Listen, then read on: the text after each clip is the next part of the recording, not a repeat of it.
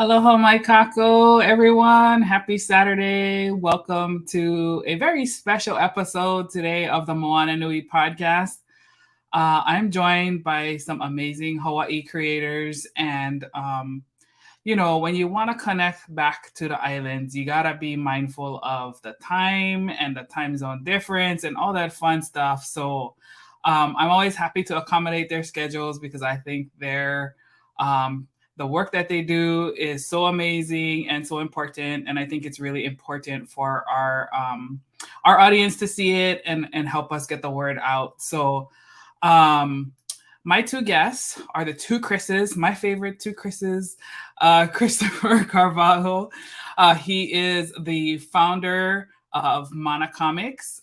He grew up on the island of Oahu, and he's also a full-time police officer for HPD. Mahalo for his service in that way.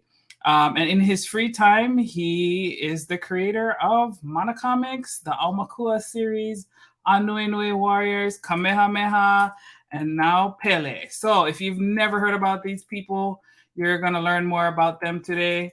And I'm really excited to talk about it a little bit more. Our second guest is actually one of my favorite artists for all ages art. His art style is super fun. And I'm excited to have him on as well and talk to him more about his participation with Mana Comics as part of their team. Chris Loman is a Hapa kid who's lived most of his life in Hawaii after moving around with his military family during his childhood. He started drawing comics at an early age and just developed a lifelong love for it, just like a lot of other creatives that I talk to. Drawing has always been his way of coping and blending into the background since he was constantly on the move as a kid. And that can be tough as you're trying to, be a kid and leave your friends every time you got to go someplace. So I can definitely see how drawing would help him there. It's been comics and art has been a passion for him while he was also completing college and going into the workforce. He's a self-taught artist, and he eventually got published doing the art for a short story for Billy Jump. And then the two Chris's teamed up together to start Aumakua, Guardians of Hawaii. So let's bring them both on. I'm so happy to see them today. Aloha, guys. Hello. Thank you for having us again. We're like this luggage that can't go away. We're always going to be there. So thank you, Moana. That's right. No, we need those consistent people, like the ones that the bride are gonna have your back. That's the one. I appreciate you. Thank you, Moana, for having us again. Yes, for sure. So today we're gonna talk about the Pele Kickstarter. And obviously, just some questions about like your creative process and some of your other projects too. Because I think it's great for people to know, a little bit behind the creators and what drives you guys. So I think let's start with we'll start with an easy one. So what is your favorite part of being a creator for each of you guys? And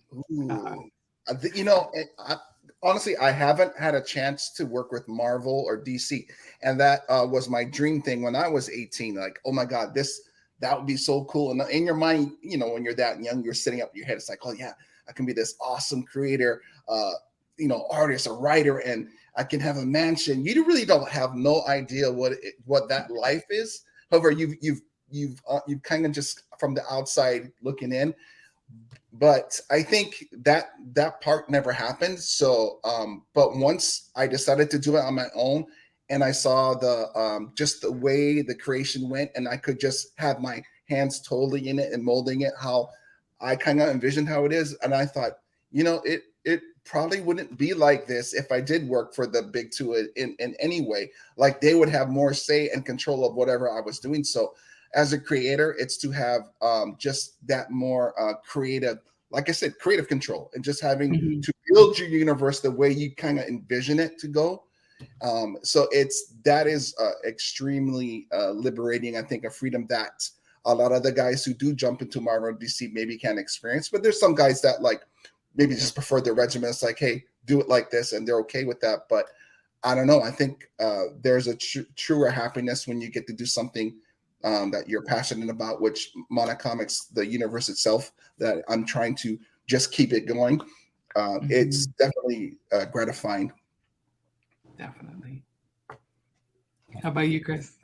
For me, it's really the finished products that come out. It's like, because I love just drawing in general. I love just, like I could sketch for days, but then like when there's an idea and then having to put it on paper and then just flesh it out, and then it's, hours of work, and then finally the finished piece, and then Chris will shoot me the colored piece after, and just seeing it all come together is the biggest satisfaction, to me.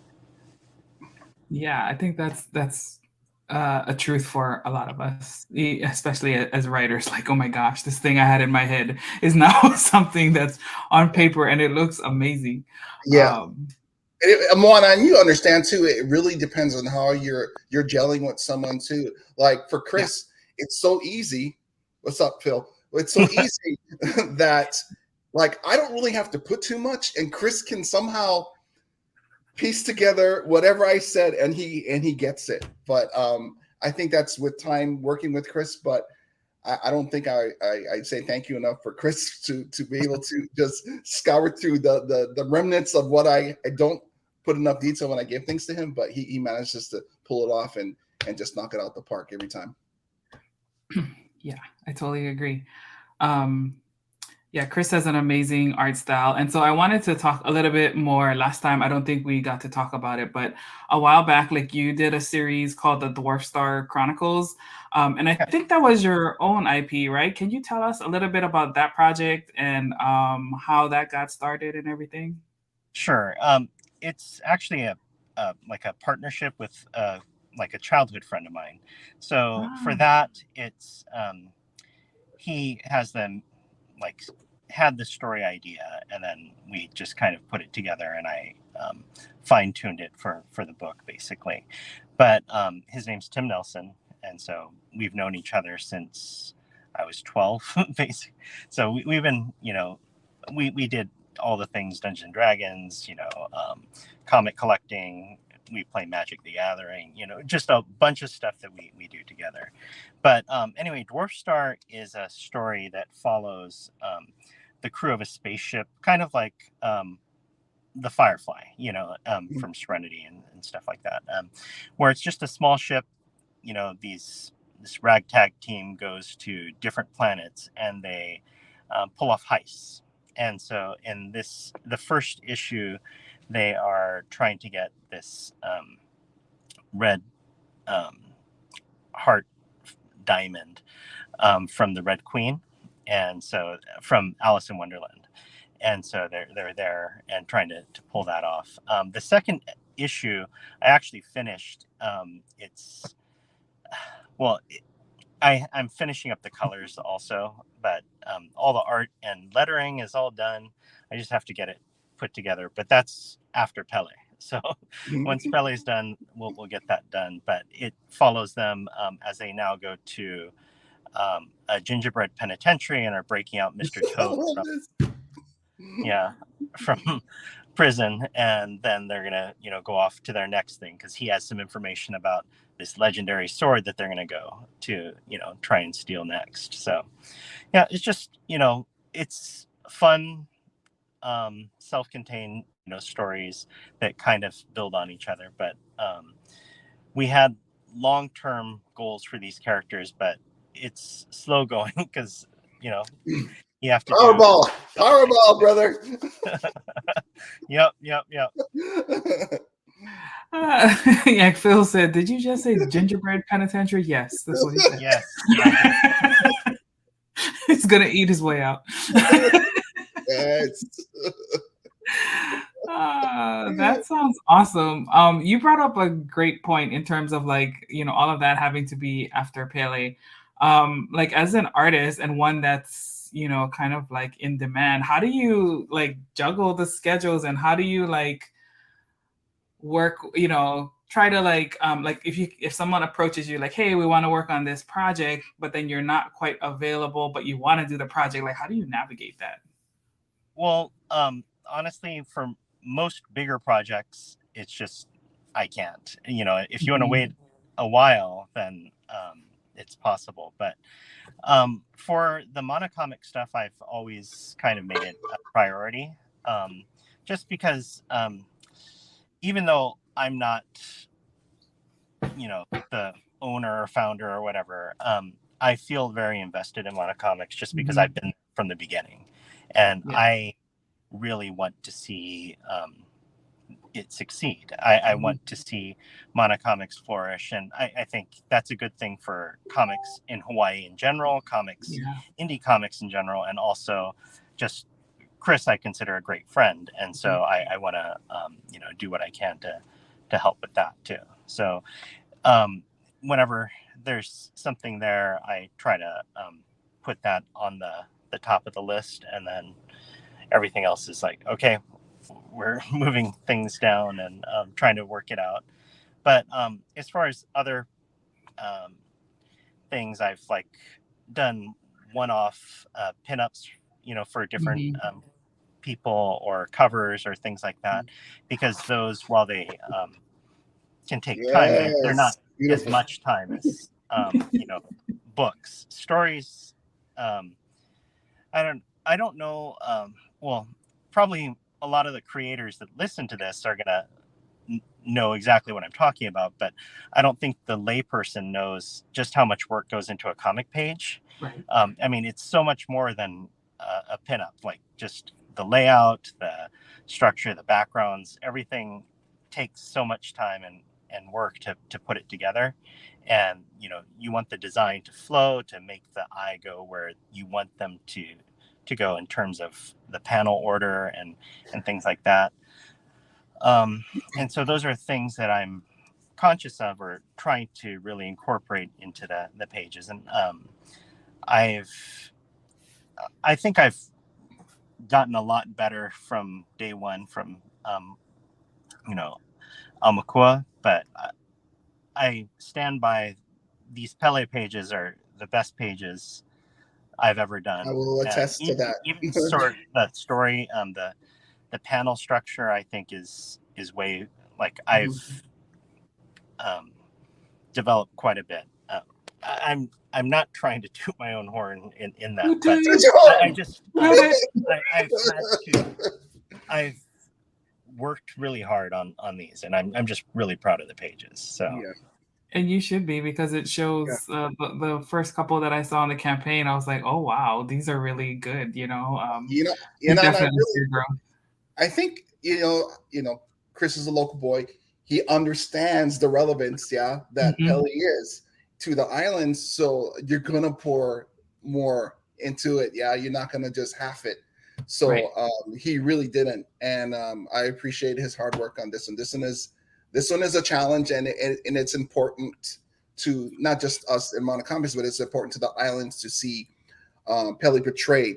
And and you don't want to miss that mark, and you want to ensure that it's handled respectfully. Similar to Kamehameha, it needs to be addressed and handled in a way that not some outsider coming in and just toss on like a hula skirt and some coconut bra. You want to portray her as like the powerful mother figure that she is. Yeah.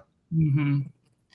Yeah, definitely. So with that said, like let's talk a little bit more about Pele. Like what inspired you to do Pele, and like when did you know it was the right time to tell her story? I think you got to start with the basics of just island culture, and it's like when you're over here, you pick up on it fast.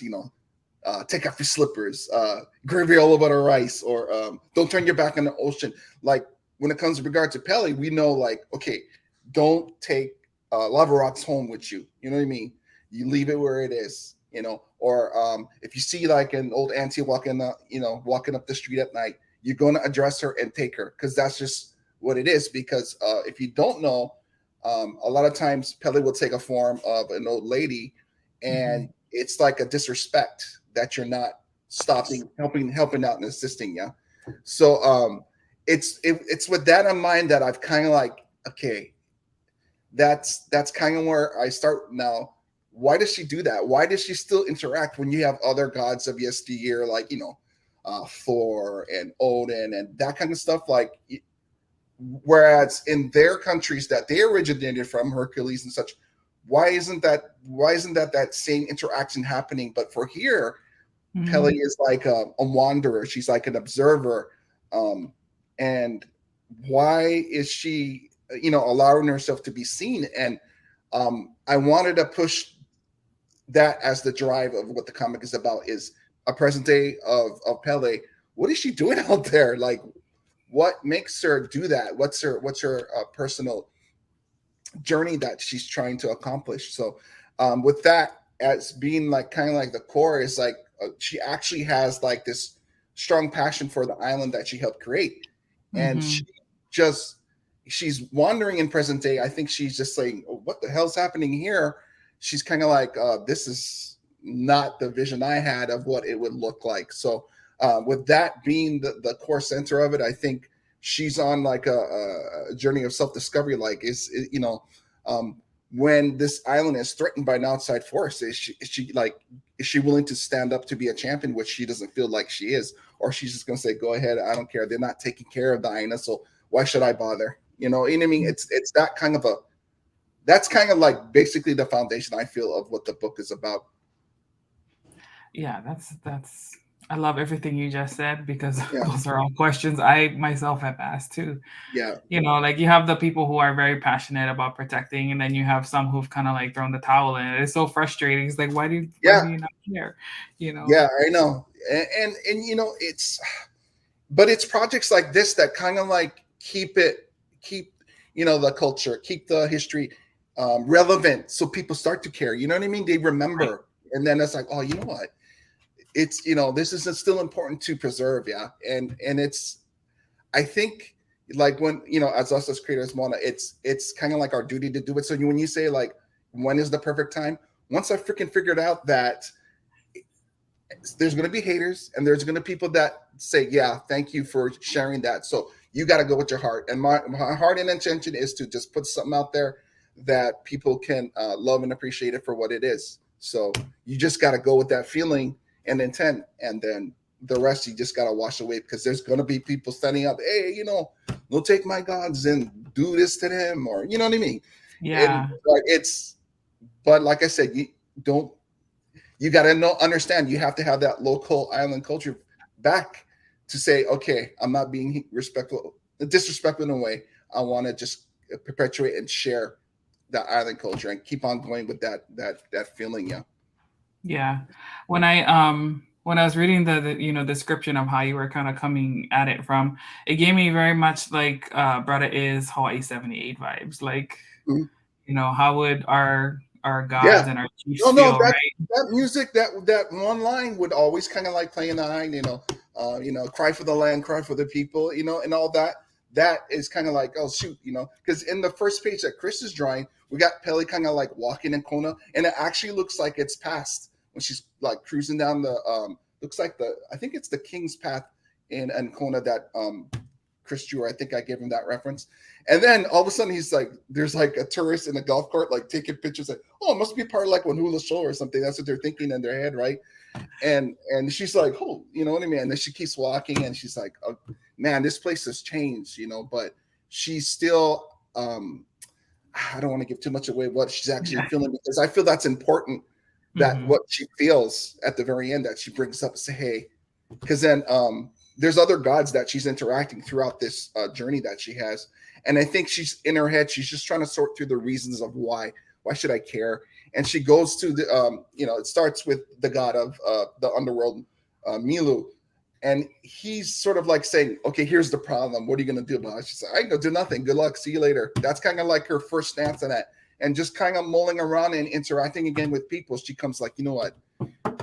Maybe I need some advice. And so she goes on a journey with talking to, certain other gods, her sister, her ex, and then the god of war. It's fun. Like I said, I don't want to give it too much, because it's just a fun build-up of when she has to actually either decide you're going to throw down and step up. Because I think a lot of like gods are like kind of like, our own ohana, where they have beefs, and they don't necessarily like each other.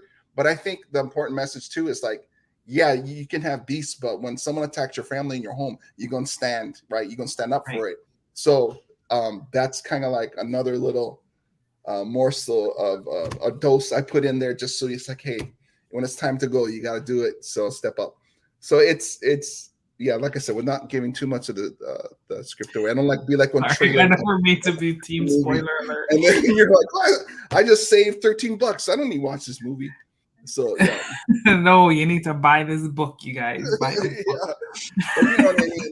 So it was fun. I love the interactions of what Chris is doing.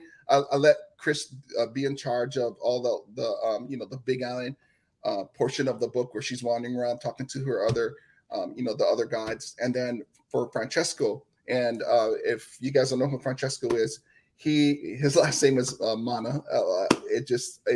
I think that's more than coincidence. It's something more than that. So he's doing the side of the thing where that threat that's coming to Hawaii, that's making its way. It's pretty much all action for him. So he gets to play around with this godling. I call him a godling because he's a young god. He's just stepping up, and he's proving like I'm number one kind of thing. And he's going on a tour, just wiping out.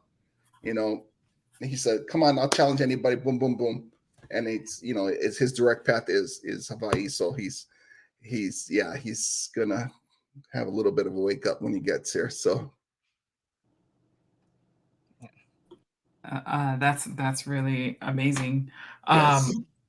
So Chris, like, what is it like for you to like be the one to put these gods on the comic pages? I mean, because this is like the first time Hawaiian culture, like Pele and these gods are going to be hitting comics. Like, what is that like for you, and what is your kind of process when you're creatively coming up with the concepts and the mood and all of that you're putting onto the pages?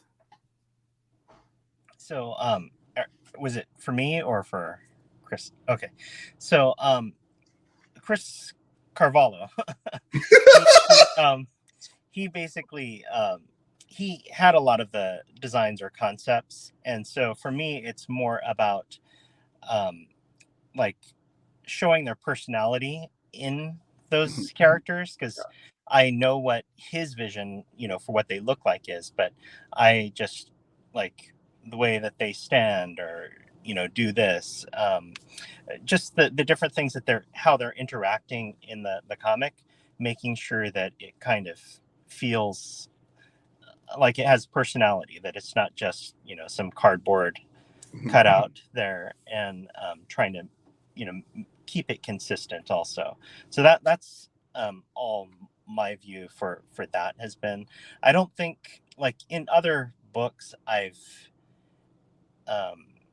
given a little bit more input on like if I felt costume design or whatever was there, but frankly for this is I mean, I feel passionate about it in getting it right, but this is Chris's passion project, and so like he had a vision for what these people look like, what they do, so I wanted to just stay true to that vision. That's really cool. Yeah, a lot of the and then a lot of the work, and similar to Kamehameha, we're actually going off like the local artist legends of like Uncle Herb Kane, his paintings and stuff, and and Brooke. You kind of like have to piece together things from the past, because they're more on point in regards to that. Yeah, so with that, you kind of have to mold it after that, maybe update it just a little bit to cater to just I guess the overall, like, okay, like you can't just be running around in a model. Yeah, you got to have something a little bit more than that, right? So it's to make it I don't know, more practical, I guess, because when they go up against other gods, they're not totally vulnerable. You have other things to I guess to defend yourself against. It's a challenge, because you're not gonna make everybody happy, but you gotta just trust. You gotta trust the vision and just keep rolling with it. Yep, I 100% can relate to that for Yes, sure. yes. I mean, because like in mine, we are talking about the mall, and those are like you don't even. There is no real reference No, work. Like it's yeah, you all have to like kind of our like own go like. like totally what. Okay, let's try to see what that would look like, and yeah, I get it. Yeah, there's nothing out there for that. Or like if you see like maybe some books with the mention of it, maybe you'll Mhm. see like when like what do you call those big lizards or something?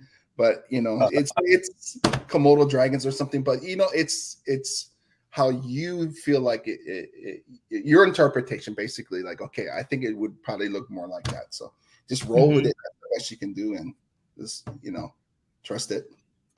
Yep. Sounds good. Sounds good. So, So, with this particular project, I feel like there's I don't know. It's like it's different than the other ones that you've done with with Amakua and Anui Nui Warriors. Like, mhm. how do you feel like this is different from the other things that you've done? And is there anything like intentional that you've done to give it a fresh thing, or is that just something like that is like in the eyes of the beholder, I guess? I think it's for this one. Like Kamehameha had that level of respect that you had to approach it with. Hmm. There was more resources out there to learn a little bit more about him and to present it. Pele is like, right? I mean, I mean, there's people on some of the message boards, I don't know if you should do that or you hope you're doing it right, or I forget somebody asked me, did you get permission from somebody? I think someone put that on one of the things I read. I was like, did I get permission from someone? I said, well, I went to the Big Island, and this is, this is what I did maybe like a couple months ago.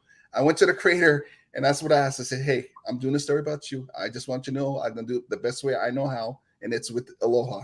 And you Hmm. put it out there, and that's what it is. I ask permission. So Hmm. that's all you can really do, because you understand that it is that level of respect that islanders understand. It's a basic. You just got to do it. So Hmm. with that leading my intention and my heart with it. Like I said, this is I think this is a step above Kamehameha in regards to even Kamehameha had to bow down to Pele at one point in his life, and I think actually probably more than that. But there was one story with Kamehameha and Pele interaction I just found fascinating. I think I think there was a just total lava outbreak, and it was all coming down. Nothing was stopping it. It would not stop, and this was unheard of at the past. But Kamehameha, he was a little bit older. I think he went up to one of the lava flows, and he cut a piece of his hair lock and he threw it in, Hmm. and that's like giving up a piece of your mana. I think no chief before that, as far as males and stuff, they didn't do that. That just was unheard of. But the lava flow and all that chaos, it stopped shortly after. Hmm. So you know that if Kamehameha said, "Okay, I have understanding. Like I am just mortal. You are, you are a step above that. But I'm giving you my mana and respect. Please, if you can just maybe calm down." And then it just so happened that it did. So there's actually a picture. I think I got that from one of her Kane's paintings at the hotel. It was a big one, and you could see him standing in his old attire. He was older, and he just is putting it in. I was like, wow, Oh this yeah. imagery is amazing. So yeah, it's, and then like Kamehameha, it's all about respect, and I think it helps. Yeah, obviously, me not being like just writing it from New York, I have a little bit more, probably a dab bit more credibility than someone who's writing it way out or something. But even if I was, I think if people understand that what the intent is, then it's that much more better. And I think if they just hear it from you and you're not making fun of it, I think Yeah. that's the best thing you can do. And it's like I said, in the end, it's creating that story. And our ancestors were storytellers, so creating a story that's engaging. Maybe even you can get a lesson in there. That's even more fantastic. And I think Chris and I and Francesca, we managed to do it in this book. Mm-hmm. Yeah, that's really great. I one of the things I love specifically about Pele is because it shows the Hawaiian worldview about like the environment being a part. It's not something separate, right? Like Yeah. in terms of like asking for permission to enter into spaces, like it's as if it was a person and like you coming into somebody's house, right? Like Yeah. you don't just come in. Like you gotta say, Mhm. "Hui!" Like I'm here. I have Yeah. good intentions, Yeah. like Yeah. and I feel like that is so important too. Yeah, I think that a lot of that is missed. I mean, you don't Mhm. people unless you are taught that, then it's just here you go, wandering around, and you know what I mean. So, and I think that's one of the good attributes of like local people in general. They kind of have that understanding. Okay, hey, you be respectful when you go over here, or in this, and we're talking like the integration of nature. You don't just mess around things. You keep it clean. You know what I mean. So Yeah. I like No that be, about. Mhm. no be mahaoi. Yes. Yes. So Chris Loman, earlier we were talking about the growth in your art. With this particular book, what like what do you think has changed for you, as you've evolved from the other properties? Because I know Kamehameha was done by DJ, so that was, Amakua was yours, and I think did you do Anoi Noi Warriors You too? did. I did some pages. Yeah. So Yeah. I think it's a lot of it is just experience. Especially with the storytelling. I got to tell you, Chris, his scripts are challenging in that he the way that he wants to end some pages, or it's like fitting that, because he's like, I want this to be a skinny long panel, and I'm like, okay, but the story has these things, so just trying to make it work in light of that. He stretches me. He makes me kind of earn it, in trying to,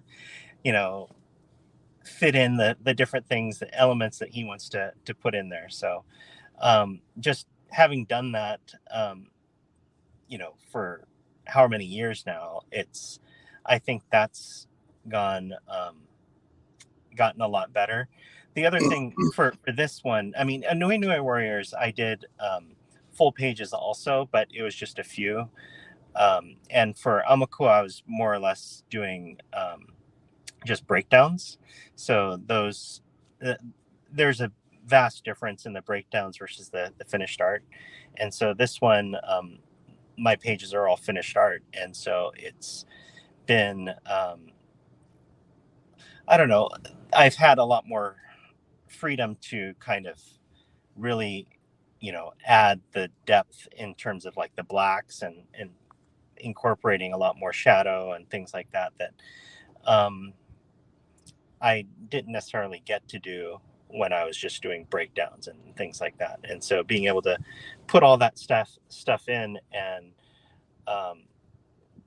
I think that it makes a difference.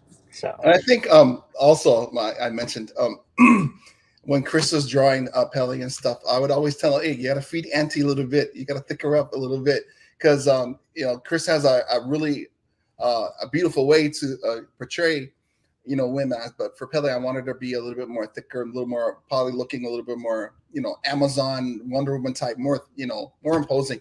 So that was the challenge and stuff I was kept pushing Chris for, and then he felt the rhythm, so it worked out in the end. And I just didn't want to portray her as like a frail person, but there's someone very like they can stand on their own, and you're not to mess with them.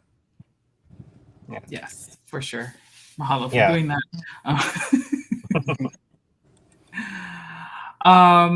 Okay, so like before we started the show, we were talking a little bit about the kids, and so it's one of the things that I love. You work with the younger generation, and even in the last campaign for Kamehameha, I believe one of your student interns, right, did one of the covers. Yes. So tell us a little bit more about that and how you build and maintain your relationships and partnership with the schools and stuff. It's that's the amazing part. Moana and we were talking during the break for those of you guys are listening, but there is really a void. I call it, there's a void. That's all that there is to it. There's that younger book selection that you can grab pretty much, but a lot of the times what's missing is the middle-aged into high school. Now, if locally over here for kids, there is material out there, but there's not enough probably source for them to like have stories that they can relate to, latch onto a character like, oh, I can feel that, and they're looking and sounding like me. There's not enough of that, honestly. And for young creators out there, who love Hawaii or live in Hawaii, and my suggestion is to fill that void. Help us, because me and Moana, we're doing it, but at the same time, we could always lift others to try to do it too, because it's important to have, for the keiki, to keep the culture of the islands, to keep the history of the islands relevant, and so they can care about it. I guess it's like, they're not going to understand unless you're going to give them the material and about how important these things are, and they begin to care about it. So these are important topics, not only in the sense of the diversity, but just having material that that just can really show and share the culture that we have here, which is so special. And there was really not enough of it. So if Moana and I are doing it, but at the same time, if we can inspire others to do it as well, then we do it.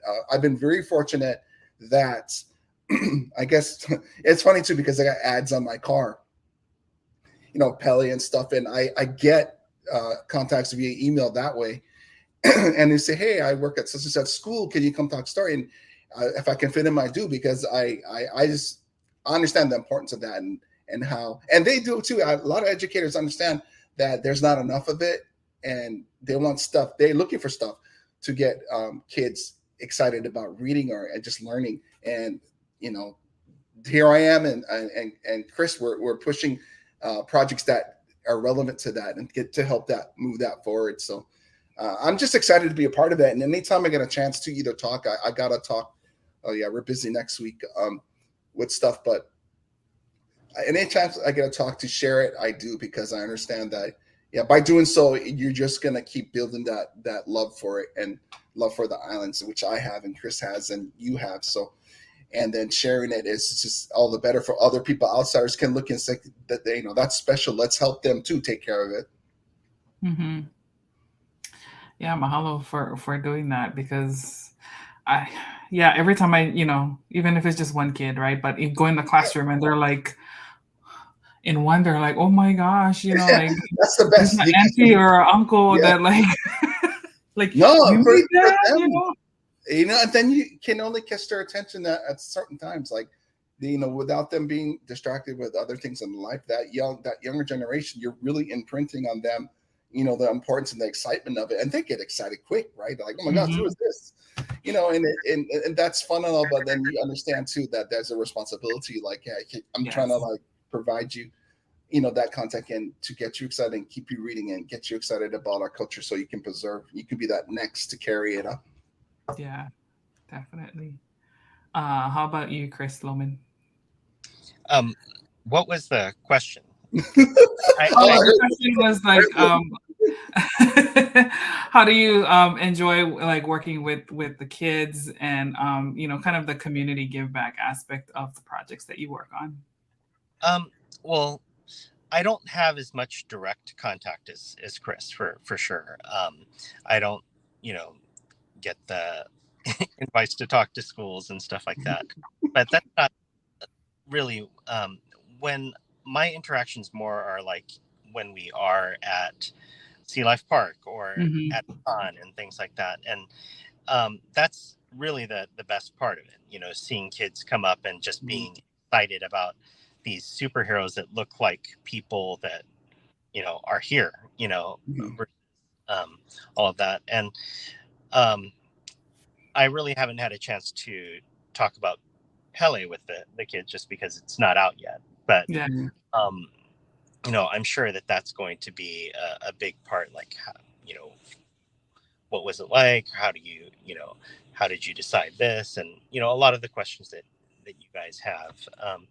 And the kind of cool thing about kids is, and the responsibility on us is, a lot of them, this is going to be their first exposure to these stories. Right. And we want to make sure that it's, we can't guarantee that everything is, I mean, it's fiction is the bottom line, but we all we can do is be faithful to what we feel are the, just what is true in our hearts about these gods and people, the characters that we're portraying, and making sure honoring those ideals and the history behind it, and hope that some of that comes out to and I think for local people, local kids who are learning that, a lot of times the first exposure you get to Pele is like, she's the boogeyman, or like, hey, be careful. I mean, that's but that should be just more like hey, there's a level of respect that should be there for that. But at the same time, you're talking not only a goddess who devourer of the land, but she's also creating. You know what I'm saying? She's out there making a home for you, right? That's irrelevant, and the more the passionate side of who Pele is, right? So it's there's a balance, light and dark, for her. And I think for this story, I wanted to show you that side too, because you only see, a lot of times you only see the watch out. But then I wanted to say, you know what, there's a deep sense of that she's caring for the island. There's a responsibility and love that she has for it, and she wants you to instill that in you and this generation, right, present day. So like I said, those are the topics I wanted to really hit on, and hopefully it resounds with the readers. So I'm excited to see that result. Yeah, I'm glad you brought up that, because that is like one of the things that I love about Pele. People are mostly focused on her destructive nature, because that's what volcanoes do, but they forget about the part where like everything that we're standing on was one volcanic ash, right? Like, and the thing upon which we build. So like you can't have one without the other. And then sometimes there are things that need to be destructed and cleansed, like they need to be gone. It's funny that you mentioned that, because that makes me think of this time where I forget which, this was before the last big one that we had, but there was one, it was cutting through, the lavas were cutting through some neighborhood, and there was a lot of rich people there, and they would come up to the community board meeting. I was watching on Olelo or something, and they would say, yes, is there a way you guys can bring some bulldozers and divert stuff? And the local people are like looking at each other. You can see them in the crowd. And finally, you got one auntie come up. You know what? You guys are all guests here. This is her house. Okay, this is her house. So if she wants to come through yours, she's going to. Okay. And that's for us too. We got houses, but we know if Pele wants to come, she gonna come. Okay. And you guys are not understanding that. And then step back. And then another Holly person come up, and then the same thing. Do you guys have bulldozers too? They're not learning. They're not learning. So but then that goes to them not feeling that connection that local people have to the land. Yeah. So it's for them, it's like it's me. It's just I get it. I mean, a lot of local people lost their houses, but also there's that level of understanding. Yeah.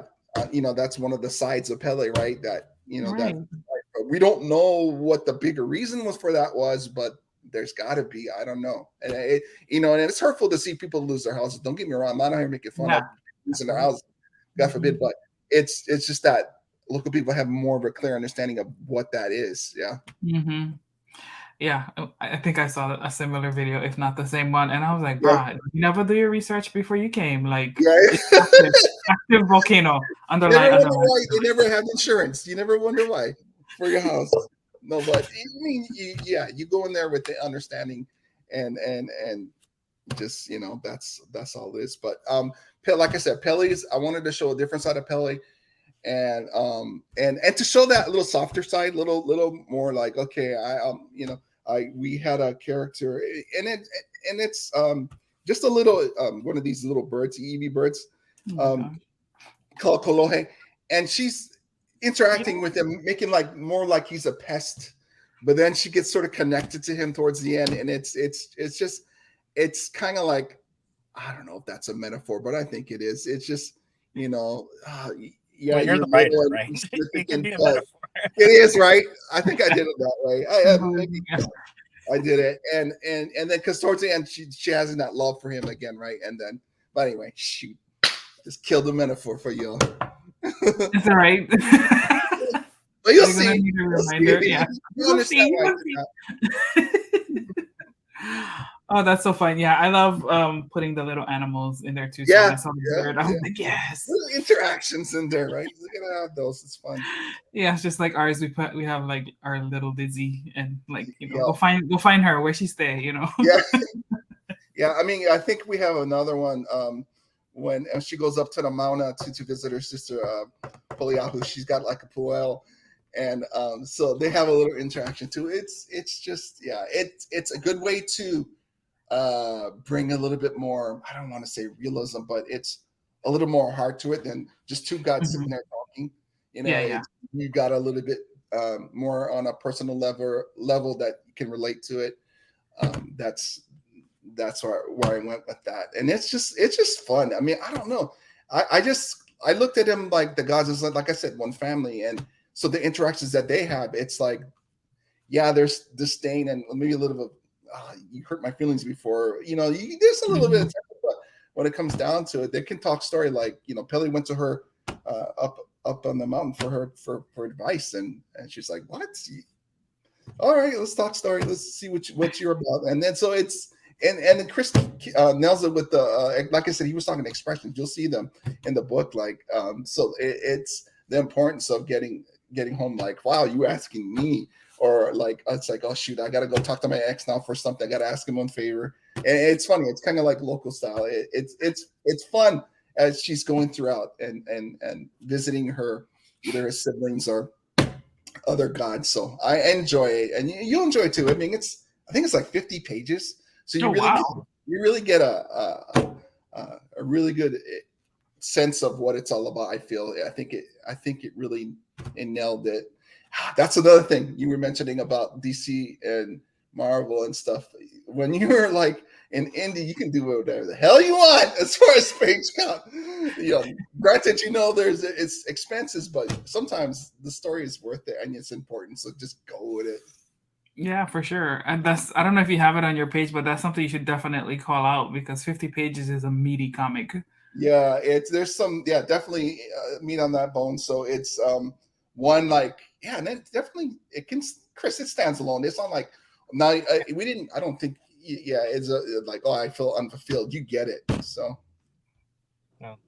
Yeah, this is essentially self-contained. I mean, if people want more, we'll come up with more. This one, like Kamehameha, I think there's obviously way more to a story, and so much more. And that's another one with DJ I want to work on, but man, it's all about that time and trying to sort things out. But we got to keep going though. We got to keep it moving, especially creating these projects and creating these stories. It's when you're older, you understand. When you're older, you're like, okay, that you understand the importance more. When you're younger, like you kind of more selfish, like, oh, me. But then when you're older, like, hey, this is bigger than me. This is way bigger than me, and it's important. Yeah, definitely. So I mean, just from what you told me, I'm like, yes, please make more. Don't have it. Right. Yeah, I'd love to. I mean, I'd love to see. Oh no, I can't give it away. Shoot. Okay, never mind. Yeah, don't give away too much. I was gonna ask a question about so who else are we gonna? But there's definitely some surprise guests in there that you're like, what? Fantastic. So yeah. Anyway. Yeah. So yeah, definitely, guys, get this book. Like, I'm so excited right now. Yeah. I know, because from whatever paragraph that a synopsis I gotta put, I don't want to bore people with the length of it, but this is much more than just that. You get to see all these different things, right? And now you get to look in the window a little bit more, like, oh, okay. But yeah, for people who just gonna read the synopsis, go, you're gonna miss out. This is a really, really, it gets you a really good adventure. That's awesome. Mm-hmm. All right. So we got like 5 minutes left. There was a comment earlier, and hopefully he's still on, Ryan Permison. He said, what are your favorite comic book movies and why? Chris?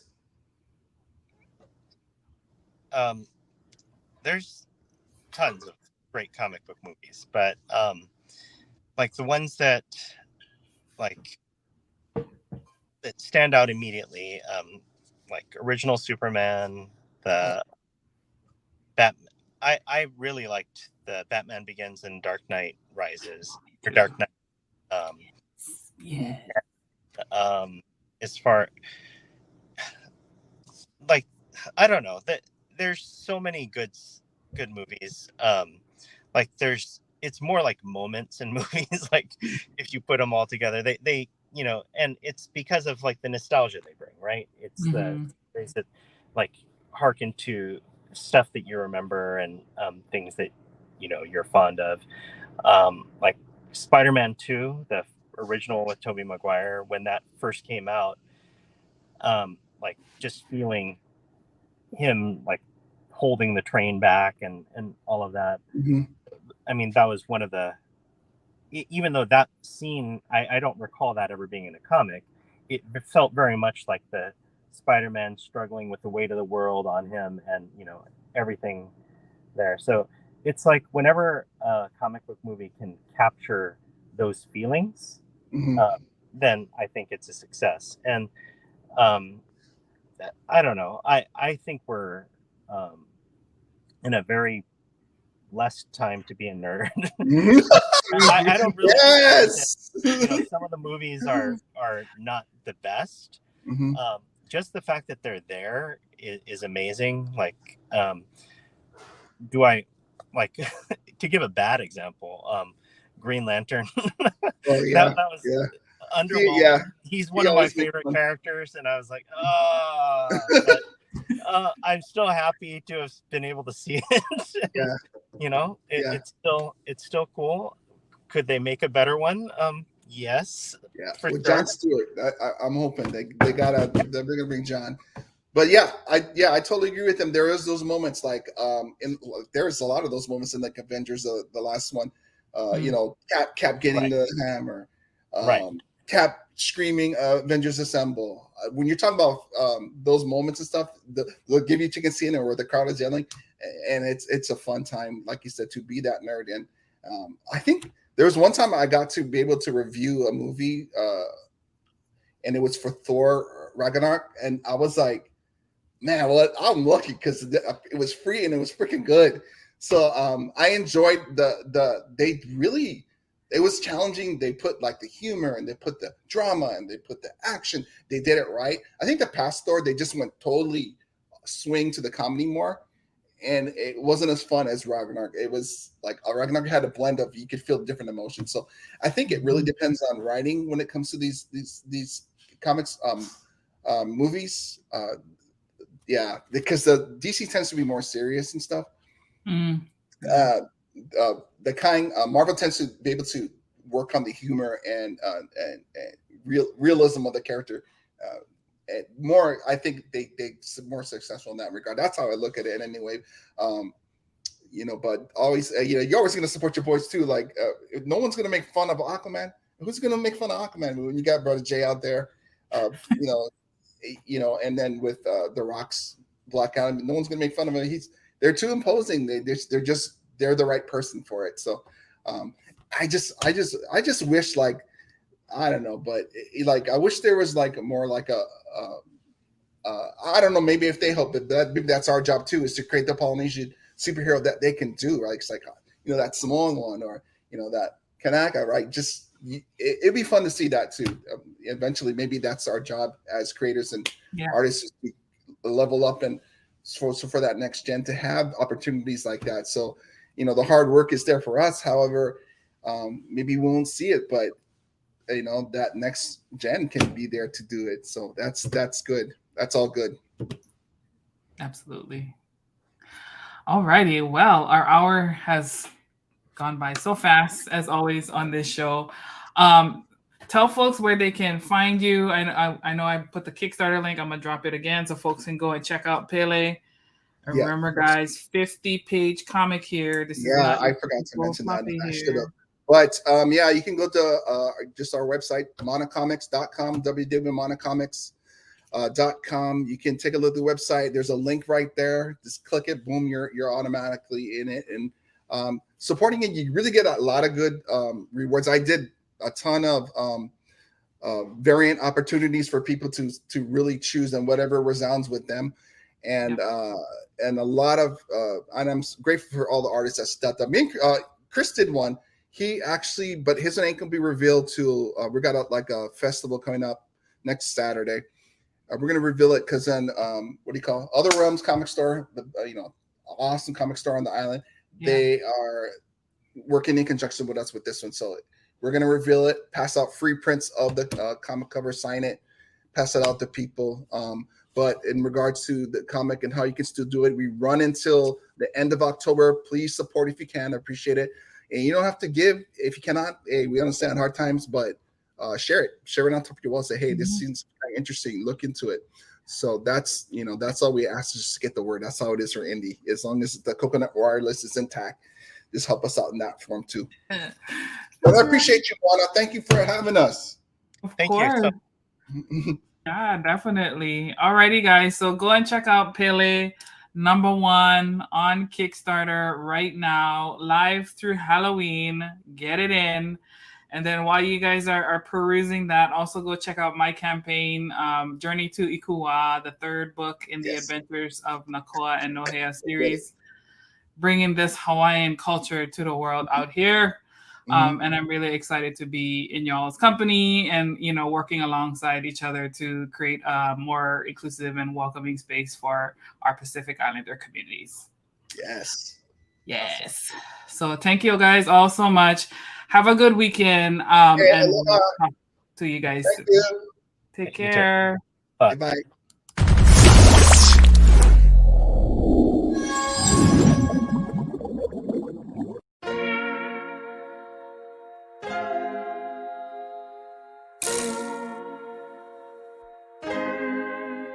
So many stories left to tell, even if we have to ourselves. Can't keep history on the shelf. If they won't tell it, we will. If this the land of the free, was a freedom then, when they annexed Hawaii and called it Cedar Lands, without any type of payment and no signing off, called themselves the Republic in 1894. 1.2 million acres overtaken from the native Hawaiians. When they resisted, the West retaliated in violence and erasure. The Hawaiian language is banned as part of colonialism's plan to expand. Stuck between a rock and a hard place. Multiple bombings of Kaho'olawe as a part of their ongoing war with Asia. Used it as a place for target practice. No consent or compensation. Colonizers call for annexation. No regard for all the locals. School will never let you know. So many stories left to tell, even if we have to ourselves. Can't keep history on the shelf. If we won't tell it, we will. Too many stories left to tell, even if we have to ourselves. Can't keep history on the shelf. If we won't tell it, we will. So if we put Hawaii in a perspective, well, Black and Asian history is interconnected. Considering the fight with the Pacific, then of course versus Asia, he was treated as a middleman for war, but didn't let the Western colorism run its course. Cause dark skin was a sign of dignity to core. The land was taken in the name of capitalism, when prior to it was an actual kingdom. Clap back at the system. Stuck between a rock and a hard place. Multiple bombings of Kaho'olawe as a part of their ongoing war with Asia. Used it as a place for target practice. No consent or compensation. Colonizers call for annexation. Network out for all the locals, school will never let you know. So many stories left to tell, even if we have to ourselves. Can't keep history on the shelf, if we won't tell it we will. Too many stories left to tell, even if we have to ourselves. Can't keep history on the shelf, if we won't tell it we will. So many stories left to tell, even if we have to ourselves. Can't keep history on the shelf, if we won't tell it we will. Too many stories left to tell, even if we have to ourselves. Can't keep history on the shelf, if we won't tell it we will. We will.